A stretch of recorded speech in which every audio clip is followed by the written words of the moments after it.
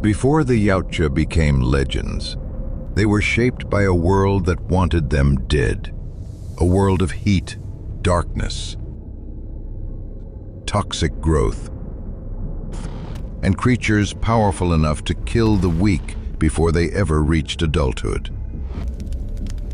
The predator was not born in comfort. It was forged by a planet where survival was never guaranteed. And if we want to understand the Yautja, their code, their rituals, their obsession with the hunt, we have to start at the beginning. Not with their weapons, not with their ships,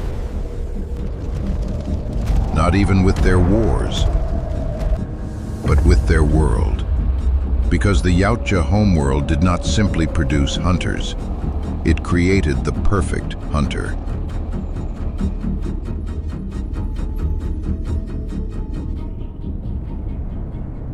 The first thing to understand is that the Yautja homeworld cannot be gentle. It cannot be easy. And it cannot be stable in the way a peaceful world would be.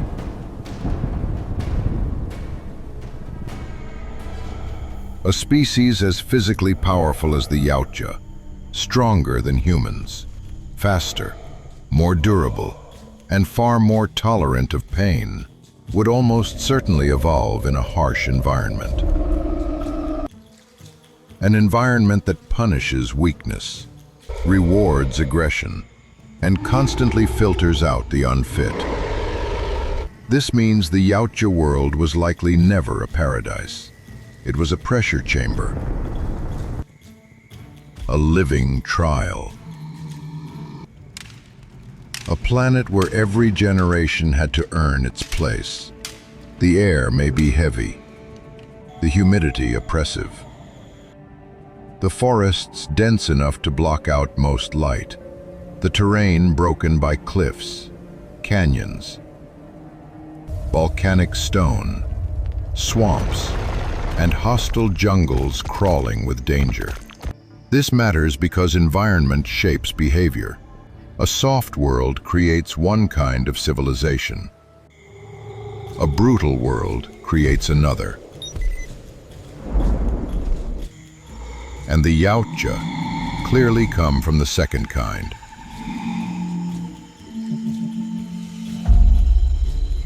They did not grow up learning cooperation through safety. They learned discipline through risk. They learned patience through danger, and they learned that life has value only when it survives pressure.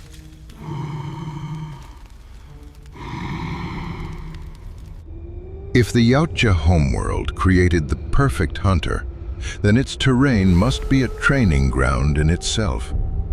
Imagine a world dominated by colossal jungles, towering black-barked trees, their canopies so thick that daylight barely reaches the forest floor.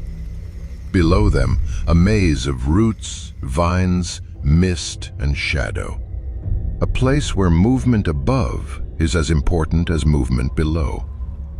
This would naturally encourage climbing, ambush, balance, and three-dimensional hunting. The exact skills the Yautja are known for. But the world would not be all forest. There would likely be volcanic regions, hot stone plains, and scarred mountain ranges, where the atmosphere feels dry, thin, and violent. These places would serve a different purpose, not stealth, but endurance. A young hunter raised in such a world would not learn only how to hide. He would learn how to suffer, how to keep moving through exhaustion, how to track prey across impossible ground. And then there are the swamps, warm, fog-filled, biologically aggressive, filled with things that crawl, sting, hide, and kill. Swamps are perfect for sensory confusion, perfect for testing reaction speed, perfect for separating a trained hunter from a dead one.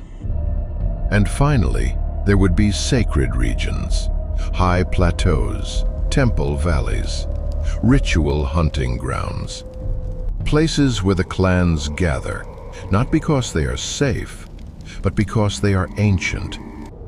On a world like this, even the geography would be part of the culture.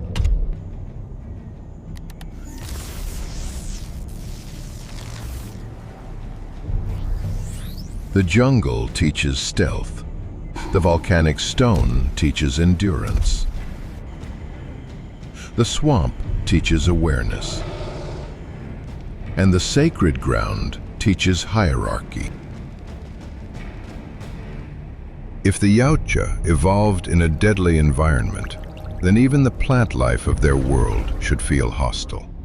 Not passive, not decorative, but alive in a dangerous way. The forests of the Yautja homeworld may be filled with immense predatory flora, thick vines with thorned surfaces, root systems powerful enough to trip or trap small creatures, broad-leafed growths that collect moisture, heat, and insects, turning the undergrowth into a living sensory net. Some plants may release warm vapor, creating false heat signatures. And that is important, because the Yautja rely heavily on different forms of vision, including thermal detection. A homeworld rich in heat-emitting vegetation would mean young Yautja had to learn very early how to separate prey from noise, how to read motion through distortion, how to remain focused inside visual chaos. In other words, their world may have trained their perception before their elders ever did. Then there is the possibility of bioluminescent growth, fungi, spores, glowing moss, night-blooming plants. Not enough to brighten the world, but enough to create an eerie alien ecosystem after dark. A world where the night is never fully black, but never truly safe either.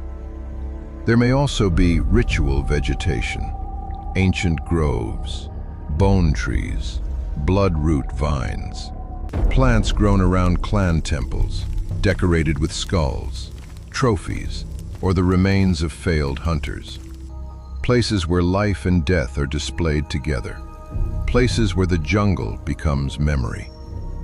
This kind of environment would reinforce a central Yautja truth. Nature is not separate from the hunt. Nature is the hunt. Even the forest is testing you. Even the plants are part of the trial. A species like the Yautja would not rise to dominance on a world of harmless wildlife. They would be shaped by opposition, by resistance, by prey that fights back, and by predators that can kill the careless. So what kind of creatures would live there? First, pack hunters. Fast, lean, night-active creatures that move in groups. Not the largest beasts on the planet, but the most relentless. Perfect enemies for young Yautja, learning their first lessons in stealth and close combat. A single pack animal may not be deadly, but 6 of them, in darkness, in wet terrain, become a test of awareness and discipline. Then there are the swamp crushers, massive, armored beasts, low to the ground, heavy, territorial, difficult to wound. These are not animals you outrun. They are animals you outthink. A young hunter facing one would learn patience, distance, timing, and respect for power. Above the forests, there may be flying predators, sky reapers, huge winged creatures that attack from above, snatching smaller prey from branches or open ground. This would force Yautja hunters to think vertically, not just forward, not just behind, but above, always above. And in the deeper cave systems or ritual tunnels beneath temple complexes, there may be burrowing predators, blind, sensitive to vibration, perfectly adapted to darkness. Creatures that do not hunt with sight, but with sensitivity. Facing such an enemy would prepare the Yautja for more than jungle warfare. It would prepare them for claustrophobic hunts, ship corridors, underground battles, and hostile ruins on foreign worlds. And finally, there would be apex beasts, rare, enormous, almost mythical. Creatures so dangerous that killing one would become a rite of status. A trophy from such a beast would mean more than survival. It would mean prestige. Among the Yautja, the most respected prey is not the easiest to kill. It is the most worthy. And nothing on their homeworld would teach that better than predators powerful enough to kill a hunter who underestimates them. The Yautja are not simply born strong. They are made strong. And that process likely begins early, very early. A young hunter raised on the Yautja homeworld would not grow up in comfort. There would be training, observation, and constant judgment. The young would learn to move silently, to track, to climb, to endure hunger, to tolerate wounds, to read fear, and perhaps most importantly, to understand status. Among the Yautja, respect is not automatic. It is earned, which means their youth itself may be shaped by competition. Not meaningless cruelty, but controlled pressure. Small trials, measured risks, lessons that force discipline into the body. A young Yautja might first practice against small, aggressive wildlife, then against faster or more dangerous creatures, then in team hunts, and only later in true rites of passage. This is where the homeworld matters most, because the planet is the first instructor. Before elders teach ritual, the jungle teaches caution. Before the clan teaches hierarchy, pain teaches humility. Before a young Yautja ever leaves the planet, the world has already explained the rules. Do not be careless. Do not be weak. Do not fail in front of witnesses. And above all, do not expect mercy. This would also explain why adult Yautja appear so composed under pressure. They do not become calm during the hunt. They were built by a world where panic leads directly to death. The Yautja do not hunt like animals. They hunt like priests of violence. Their world likely shaped this as well. Because on a dangerous planet, survival is not only about strength, it is about preparation. A hunter preparing to leave the homeworld or preparing for a major ritual hunt would not simply grab weapons and board a ship. There would be order, selection, ritual. He chooses the armor based on the prey. He selects weapons based on range, terrain, and honor. Plasma caster for superior ranged advantage. Wrist blades for intimacy and proof. Spears or nets for specific prey. Mask systems for tracking, heat, and atmospheric differences. Then come the marks. Clan markings, body paint, symbolic blood patterns. Scars displayed openly. Everything communicating identity, status, history, and loyalty. There may also be ancestral rites, moments of silence before trophies, moments spent in temple halls, surrounded by the skulls of fallen beasts, or the relics of legendary hunters. These rituals are not superstition alone. They reinforce focus. They remind the hunter that every hunt belongs to a chain of hunts stretching back through generations. This is what separates the Yautja from mindless killers. Their violence is organized, framed, disciplined, almost sacred. To them, a hunt is not random bloodshed. It is a test of self. And the homeworld, with all its danger and ritual space, would be the place where that philosophy was born.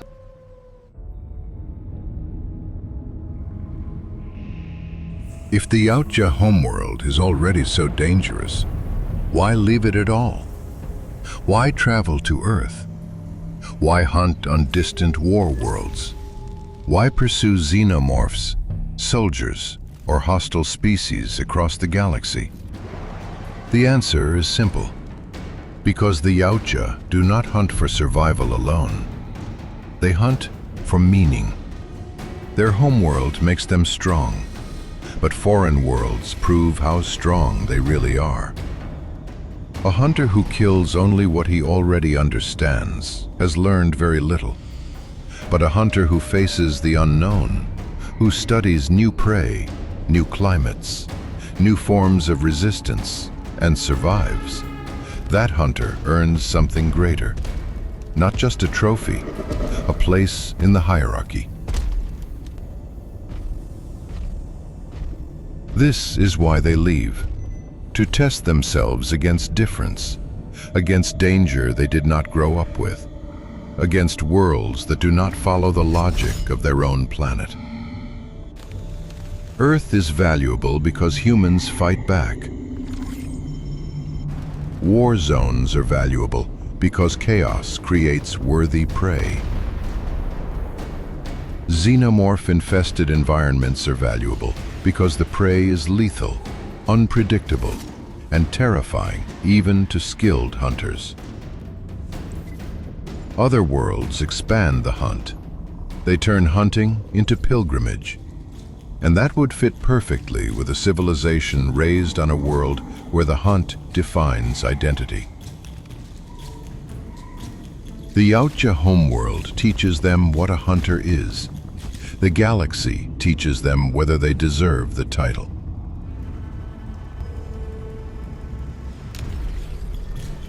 The Yautja do not travel randomly. They choose, and the places they choose reveal their values. They would seek worlds rich in powerful life, dense ecosystems, conflict zones, primitive danger, or intelligent prey capable of strategy.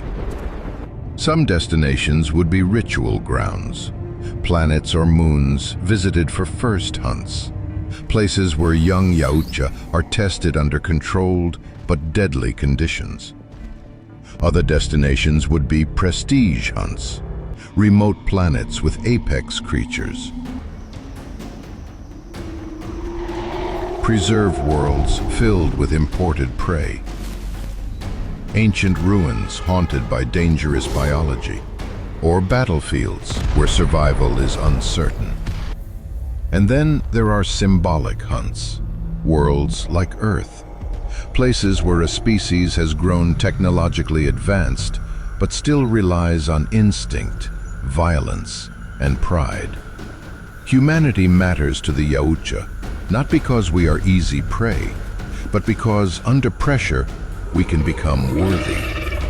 Some fight, some adapt, some earn recognition, and that makes the hunt meaningful. So the galaxy becomes an extension of the homeworld, a larger forest, a wider ritual ground, an endless map of tests. The Yautja do not leave home because they reject it. They leave home because their entire culture tells them that strength must be proven away from safety. And for them, even their homeworld is not safety. It is only the first level of the trial. Once you understand the homeworld, the entire Yautja civilization begins to make sense. Their hierarchy makes sense. Their rituals make sense. Their trophies make sense. Even their silence makes sense. A species born on an easy world might value comfort. A species born on a cooperative world might value peace. But the Yautja come from a planet where the environment itself behaves like an enemy. So naturally, they came to value endurance, discipline, restraint, awareness, and proof. This is why the Yautja are so memorable as a species. They are not terrifying simply because they kill. Many monsters kill. The Yautja are terrifying because their violence has logic behind it. A worldview, a structure, a code rooted in the kind of world that shaped them. Their homeworld likely taught them that every living thing must justify itself, that the worthy survive, that pain is a teacher, that status must be earned, and that the hunt is more than instinct. It is philosophy. This is why a predator does not feel like a beast. It feels like a civilization carrying its planet inside itself. Every scar, every trophy, every ritual, every act of patience in the shadows is the echo of a world that created hunters by refusing to forgive weakness. The Yautja homeworld may be distant, partly hidden, partly mysterious, partly reconstructed through fragments of lore and logic. But one thing is clear. A race like the Yautja could only come from a world that demanded excellence and punished failure. A world of hostile jungles, predatory wildlife, sacred ritual spaces, relentless training, and a culture where survival was never enough. You had to survive with honor. That is the real meaning of the Yautja world. It is not just the place they come from. It is the first hunt, the original hunt. The world that taught them how to move, how to suffer, how to wait, and how to kill with purpose. And maybe that is why the predator remains so fascinating.